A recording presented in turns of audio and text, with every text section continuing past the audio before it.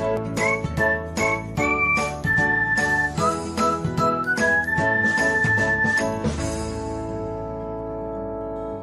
everyone, welcome back to another episode of Technologyglance.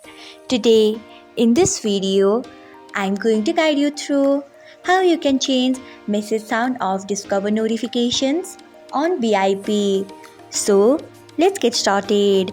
Firstly, open BIP app in your device. Then tap on three lines icon.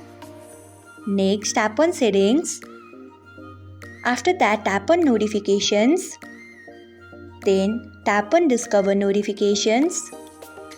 After that, you can see the option of sound. Tap on it. Next, select sound of your choice. After that, tap on arrow option. Next, you can see the option of save. Tap on it. So, this is how you can change message sound of Discover notifications on BIP. Thanks for watching.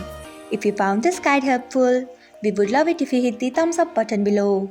We upload great new tech tutorials like this one every day. So, do not forget to subscribe to our channel and hit the bell icon so that you'll never miss another update.